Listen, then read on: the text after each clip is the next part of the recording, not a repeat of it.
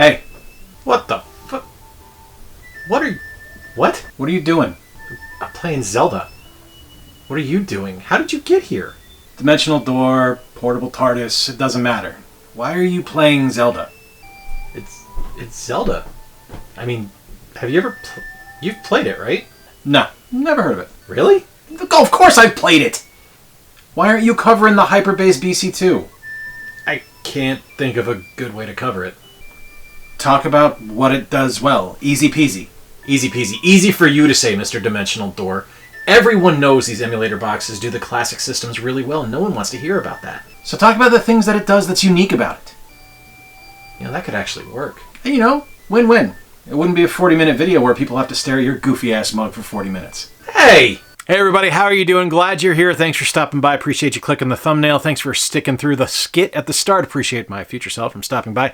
And today we are talking about exactly what I discussed in the opening segment there. We were talking about this little portable hard drive here. This is the Hyper Base BC2. Now, what this claims to do is emulate a lot. It says it can emulate over 35 different systems. There's 52,000 games on this hard drive, and I wanted to do things a little bit differently on this one. As I've done a lot of emulation devices on this channel in the past, I tend to spend a whole lot of time on classic stuff, and honestly, if it can't run the Nintendo, that's kind of the big news, right? Like, we know that things are going to run the NES and the SNES pretty well, but what we don't know is how well it's going to emulate some more ambitious machines, things like the Nintendo 64, things like the Sega Saturn, and dare I say it, even the PlayStation 3. So this is going to go through the boot up procedure and how this thing actually works. What you need to do if you're trying to run this on a PC, I have not done this on my Macintosh yet, but on a PC, you need to actually boot into your BIOS and then go into your boot shell and choose the drive to boot from. Now, I will say there were a couple of situations because it is going to show two SATA drives, and picking one of them didn't really seem to matter which. When I would boot up my computer and go into the BIOS and try to boot from either one of the SATA drives, the first time I would try it, it would tell me there was a bad partition. If I rebooted and tried again on the other one, it worked every single time, and it didn't matter which one I chose first. The boot up process takes a minute, and that is kind of frustrating. It's not really a bad thing. It's kind of expected when you have this much stuff going on, but it does take a minute to go, but do be patient because the total package is worth the wait. Let's hop right into things. We're just going to go down alphabetically, which means there's also going to be some numeric stuff in here. So things aren't going to go like chronologically by release or anything like that. We're starting out actually with the 3DO. Now, I've had a hell of a time on 3DO stuff in the past where it just wouldn't emulate, it wouldn't run. But I'm pleased to say that on this machine here, it's pretty awesome. I was able to boot into gex immediately without an issue. Now, a lot of people are going to say right off the bat, Jay, why isn't there any music? That's actually an issue with my capture card. Halfway through, it just stopped recording music, so there's no sound that's going to be played over anything here. I just want to let you guys know it does play the music just fine. I didn't have any issues with audio quality on anything I emulated with this machine. gex has no problems. This played beautifully well. This played just like my 3DO copy, and it was a lot of fun to play, I'm not going to lie. But it is the 3DO, of course, and we do have to spend a little bit of time with some full-motion video games, and that is why we hopped in to Sewer Shark. Now, Sewer Shark is a classic example of those early 90s full-motion video games where you are dog meat. That is your character. You are running down the sewers. You are shooting the ratigators, and it's a blast, and it plays beautifully well here. Now, it's ugly. I'm not going to lie to you. It is hideous. It's very pixelated, but it looks just like it would if you were playing on the 3DO on your home console right now on your TV. Plays brilliantly well, looks great, sounds great, plays great. Next up, moving down the list, is going to be the 3DS, and we had a problem here. I only attempted one game. I attempted Super Mario 3D Land, thinking that that was kind of going to be a good baseline to see if things were going to boot up and things are going to work, and it just died on the title screen. Nothing went past that. Now, I probably could have been a little more diligent in my testing here and done a couple more games and tried those out, but honestly, it was late when I recorded this, and yeah, I just got to the point where it's like, well, it doesn't work. We're not going to waste a lot of time on it. There's so much other stuff that does work well, but knowing some of the other consoles on here that do work, I think I am going to go back and spend a little bit more time with it just to see if I can get some 3DS stuff to work. Up next is the Sega 32X. Now, the 32X you might look at and be like, well, why is that a big deal? That's nothing. It's a nothing console. It's part of the Genesis. That's true, but I have had emulation devices in the past that have struggled with the 32X. It wouldn't emulate them correctly, it wouldn't run well, and I'm pleased to say that everything here worked great. I started off with Virtua Racing, which is one of my favorite games on the 32X. It's one of the few games I actually own for my 32X. And it played wonderfully well. The sound quality was great. The graphics looked just like that chunky 32X look that we all know and love, and it just worked really well. I also tried out Afterburner because I've never played it and I wanted to see how it looked, and it's hella fast. Like, it is so quick and so fluid, and I think it's probably as close to an arcade experience as you're really going to get. And as far as I know, that's pretty much how it ran on the 32X. I've looked up some videos of it to see how the gameplay looked, and it looks pretty identical to me. After that, I tried something that I'd never played before, and it was RBI Baseball. And it's hideous. It's a very ugly game, and it was kind of fun to step into the feet of Otis Nixon and Tim Naring and play a little bit of baseball with the '94 Red Sox. They were a terrible team, and they're terrible in this game, or maybe it's just me. Probably just me. But the game played pretty well, I'm not going to lie to you, and it was fun to kind of step back into something that's classic like that I'd never had a chance to play. It was a welcome experience and something that I think was pretty remarkable. Next up was one of the greatest arcade systems ever, and that's the Atari Wave, and I tried 3 games on this one. First up was King of Fighters 11, which died pretty much immediately when I got in game. It crashed out, and that was really unfortunate because I was kind of looking forward to playing that one, but it kind of expected it. I wasn't really expecting anything to perform from the Atari Wave, so getting that one to crash and having it just kind of crash immediately the first game I played, it was disappointing but not unexpected.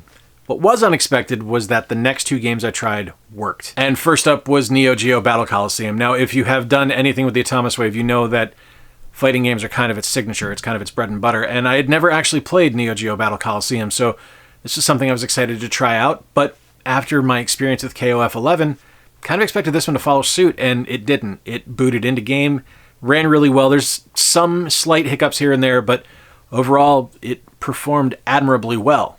And the third game I played was Dolphin Blue. Now, Dolphin Blue is kind of Metal Slug on a dolphin. That's legit the best way I can describe it. It's a ridiculous game, a ridiculous concept, but it worked really well. It was smooth to play. It was smooth to look at. The graphics are fantastic. The action on screen didn't look bad based on the emulation. It just ran beautifully well.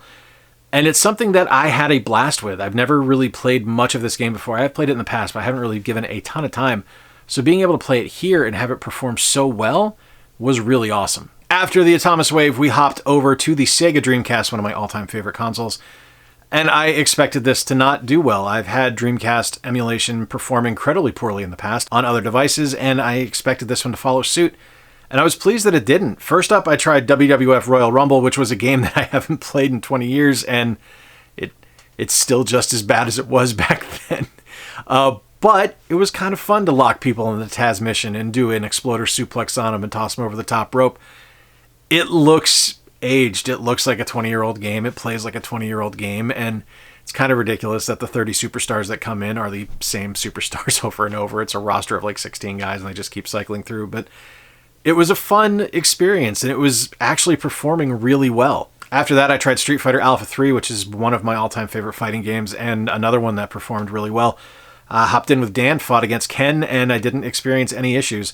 Like, the only problem I had is that I didn't set up my key bindings before going in, so I couldn't figure out how to do some of my moves because I couldn't figure out what the key mapping was, but it actually performed really well. And then after that, I jumped into what is probably the biggest game on the Dreamcast for me, and that's Marvel vs. Capcom 2. Now, on previous emulation devices, I have had ridiculously terrible performance issues with Marvel Capcom 2, backgrounds disappearing, massive slowdown, just completely unplayable situations. And on this one, it ran beautifully well. I had 0 issues encountered, looked, and most importantly, sounded great, because a lot of the sound cues in the game that kind of help you find your cadence to know when a move is being performed or when to dodge weren't slowed down by the emulation. They just performed perfectly well. Next up, we went Nintendo DS, and I hopped in first to a game I am intimately familiar with, and that is Henry Hatsworth and the Puzzling Adventure. And this is one I just wanted to try out just to see how the performance was. I didn't want to do a lot with touchscreen integration right off the bat. I just wanted to see how the emulator worked, and played perfectly well. This is as close to a perfect experience as I've had with Hatsworth emulation. It was just great. After that, I hopped over to Little Red Riding Hood's Zombie Barbecue, and this one has a ton of touchscreen integration. And one of the things I've always experienced with other emulators on the DS is that touchscreen emulation doesn't necessarily work really well. But one of the things that I really liked about the way that this one is set up by default is that it's kind of flawless. You just hop in, the different shoulder buttons work as pressing down on the stylus, so you can actually move the stylus with the right thumbstick, and you can use that shoulder button to tap or to drag or to fire in the case of Zombie Barbecue, and it worked perfectly well. The emulation is beautiful on this one. This is, dare I say it, probably the most ideal DS emulation that I have ever seen. This is going to be great for future videos. I always find it really interesting when consoles claim to emulate things that I am truly just head over heels in love with, and one of the things that it says that it did out of the box was the GameCube. And my BS detector went off immediately. I didn't expect this to work. I didn't expect this to function. I didn't expect it to run. And I was wrong. Completely and utterly wrong. I hopped into Wave Race Blue Storm right off the bat, fully expecting the water physics and the appearance of this game to just completely bog down this emulator, and it performs perfectly. The game runs flawlessly. It looks great. It plays great. It sounds great. It's pretty incredible how well this did. After that, I hopped over to a 3D platformer. That's Pac-Man World 3, which, again, I didn't really expect to perform all that well, and it was flawless again. This is a truly impressive experience to see how well the emulation of the GameCube functions on this device.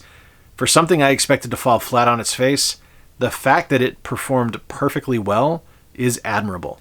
All right, next up was the Nintendo 64, and I have had nightmares with N64 emulation in the past. It just runs horribly, does not look good, does not perform well, and the one I always go to try out is Conker's Bad Fur Day, and I was shocked at how well this performed. Not saying it's perfect, not by any stretch of the imagination. There is definitely issues at hand here, but it was playable, which is huge. Now, there is definitely some weirdness going on. There's like artifacting of the model in the upper left corner of the screen, but it's playable. There's no slowdown. There's no noticeable lag. There's no broken audio. It's a playable experience. And the same thing happened with Majora's Mask, which I expected to be completely terrible. And it was playable right up to the point it wasn't, because all of a sudden the lighting engine just completely crapped out when I became Deku Mask Link and I went into the Great Deku Tree, and when the fairy starts helping you out and you're supposed to get through things, the lighting just crapped out and everything went pitch black. So that didn't work very well, but there's promise here. I'm not saying it's going to be perfect and it's not going to answer every question you have for N64 emulation, but it's a hell of a lot better than I anticipated. It also has the N64 disk drive emulation on here, and I think this is one I need to spend a little bit of time with because I couldn't actually get it to work. I was able to get into game on one of them, but I couldn't see anything, so I don't know if it's an issue with the emulator, if it's something I did wrong. Anything is possible at this point because I've literally done nothing with the 64DD at any time in my life. So I'm leaning towards the emulation not working just because I would think it would function at least in some way, but in this regard, it just didn't. So buyer beware if you're looking to play some 64 disk drive stuff. It's not really ready for prime time on this device. All right, next up, we went to the Sega Naomi, and the Naomi is Sega's arcade cabinet that had so many fantastic games on it, and the first one I jumped into is Power Stone. Again, a game I'm really familiar with, so I know if the emulation isn't right, and this one's pretty close to being perfect. There is some slowdown, there are some issues, a little bit of tearing, some graphical issues that you're going to see from here and there, but overall, it played really well. It was completely serviceable. It wasn't perfect, it wasn't 100%, but I'd give it a solid 90% on performance here. I thought it was that good. And after that, I jumped over to Crazy Taxi, which is something that, again, I know really well, so I know how it's going to perform. And there were some issues here. There was definitely some hiccups, some hangs, and it seemed to be like when you would switch into different things, like if you happen to switch the view of the car, like if you went into the bird's eye view or the chase camera or anything like that, it would stumble a little bit trying to catch up and trying to re-render stuff, but if you stuck in one view, it actually performed pretty well. The audio was spectacular, so you had the Great Offspring soundtrack, if that's what you wanted to listen to, and that was fine, but performance-wise, it was pretty good. Not perfect, but pretty good overall. Next up is the PlayStation 1, and this is one that I specifically wanted to check out because when I tested the Super Console X Pro, one of the issues that was encountered frequently was audio dropping. That just didn't work.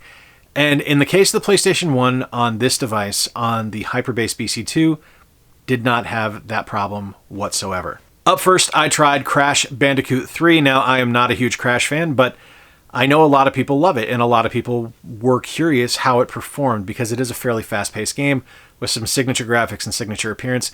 And to me, it looked great. I don't have a ton of time with Crash Bandicoot, I'll be honest with you, but to me, it felt like it played perfectly well. Your mileage may vary, to be clear, but for me, I thought it was great.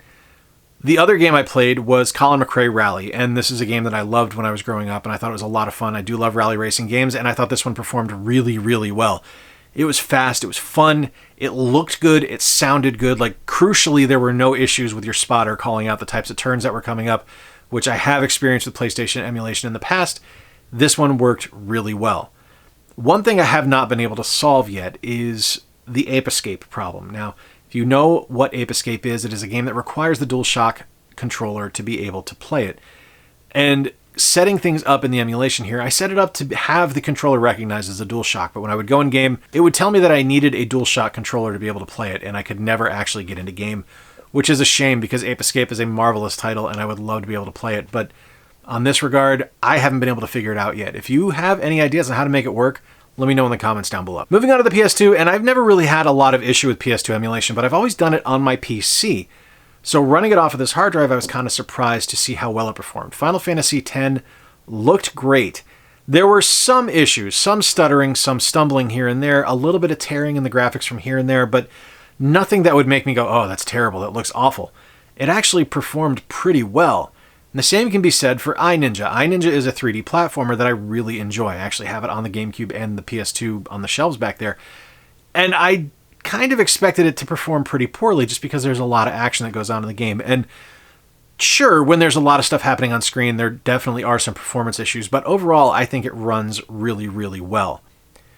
Now, ambitiously, one of the things that this device claims to be able to do is emulate the PlayStation 3, which is kind of shocking because Sony ain't even figured that out yet. So for them to make that claim, my BS detector went through the roof. And going to the emulator, there's only one game on here. It's Rayman Origins. And I expected this to not work. And when I loaded it, it jumped over to like a Windows shell for a second. So I was like, yeah, it crashed. Not even going to bother. And then all of a sudden, it started loading. And it kept loading. And it kept loading.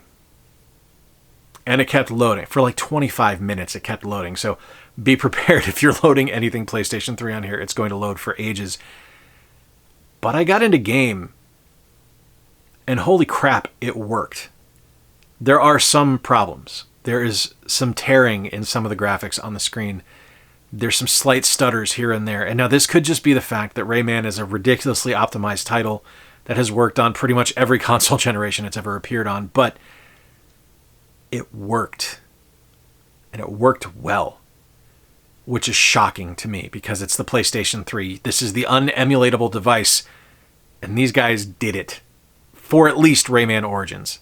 That's pretty remarkable. PSP emulation was great. I hopped into Def Jam Fight for New York, something that I'd never actually played before. I'd played it on consoles, but never the handheld version on the PSP, and I thought it performed really well. I did Exhibit versus David Banner, and it was a fun fight. Classic wrestling action, absolutely ton of fun to play, and I thought it looked pretty good. There's some weird artifacting here and there, but nothing really that would make you sit back and go, oh, that's terrible, I don't need to play that. It actually works pretty remarkably well. One of the other kind of shocker consoles that it claims to emulate to me was the Sega Saturn. And the Saturn is, again, kind of like the PS3, one of those unemulatable consoles. And once again, they got pretty damn close to being perfect. Now, there are issues. By no stretch of the imagination are there not issues here. There are definitely some problems with the emulation. But when I first hopped in, I hopped into X-Men vs. Street Fighter, expecting this to not run smoothly whatsoever. And it is so good and so smooth and performs so well that I was honestly kind of blown away and so happy to be able to experience the situation. It's almost perfect, dare I say it. What wasn't perfect, though, was Fighting Vipers. It's a little slow. The graphics definitely tear on the character models as you're playing. Having been able to play it now in person here on my Saturn, I know how the game is supposed to perform, and this one just doesn't quite get there. But it's pretty close. It's probably a good 80% of the way there. So it does a lot more really well with Saturn emulation than I would have expected. I'm definitely going to be spending a little bit more time with it because I want to see what other stuff is on here. I'm not familiar terribly well with the Saturn Japanese library. I pretty much only really know a few of the fighting games that are on it, so there's definitely more to explore here. So I'll be doing that. It was a pleasant experience, to say the least. Like, I was surprised at how well it did. Same thing can be said for the Nintendo Wii, which I did not expect to work nearly as well as it did. I am suspicious that they're running a type of Dolphin emulator because of how well the GameCube did and how well the Wii performed. But I hopped in first to Super Paper Mario, and this is one where I want to give you a heads up. If you buy this, make sure that you go into the system-specific settings for the Wii and set it up the way it's going to recognize the controller. So when I first tried it, it wouldn't recognize my controller correctly. I had to go in and set it up to default for this particular game as a sideways Wii remote. As a sideways Wii remote. Jesus God. As a sideways Wii remote. Easy for me to say. And once I did that, it worked flawlessly. It performed perfectly well. And this is a game that I love. It's one of my favorite games on the Wii, and I just wanted to be able to play it on this emulator to see how it would do. And I think it did really, really well. It's something that I'm pretty impressed with. Also on the Wii, I tried out Mario Kart Wii, and this was also really well done. This one probably gets to about 90% performance if I had to give a guess as to how well it does. It's pretty close to being spot on. There's some hiccups here and there.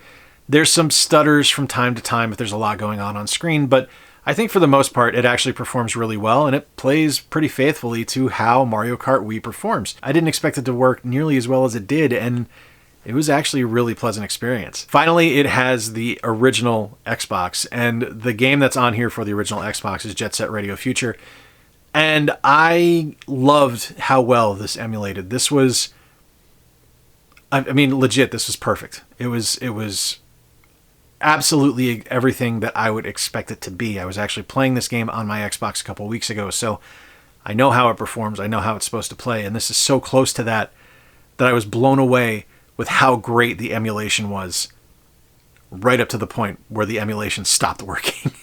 After about 15 minutes, it did crash on me, so I don't know if that was just a flaw in the game, if it was a flaw in the emulator. I'm leaning towards the emulator just because it's an emulator, but it's something where be aware of that. The one Xbox game that's on here, and you can obviously add more as you want. You can actually go on and drop ROMs on here if you so choose, but the one Xbox game that's on here will crash, at least for me, so buyer beware on that. All right, so overall, what do I think of the Hyper Base BC2? First off, links to this device are in the description down below. Take a look at it on Amazon. It will be an affiliate link. I do appreciate that if you're interested. The device alone is $120, and for how good the emulation is, I think that's kind of worth it. I'm not going to lie to you. I am really, really impressed with how well it did. It's not 100% perfect. There's definitely going to be some issues with some of the newer systems on here and some of the more ambitious systems, as I mentioned at the start of the video, but if you're looking for flawless classic gaming emulation, this has got you covered. If you're looking for something that's going to get you pretty far on some of the newer systems, this one's got you covered. It's not 100%. No emulation device is ever going to be 100%, and not every single ROM that's on this device is going to work 100% of the time, but I think it's better than a lot of other devices out there. And I mean, come on, it looks like a cassette tape. How cool is that? Let me know in the comments down below if you've got any questions about the Hyper Base BC2. I'll be happy to answer them for you. Let me know in the comments down below if you've got any experience with this device yourself, or you are curious about emulation just as a whole. I got a pretty deep background in it. I'll be happy to talk to you about it. Until next time, folks, I've been Jay. Appreciate you spending a little bit of time with me. Until next time, remember to play more games, stay square, and take care. I'll talk to you soon.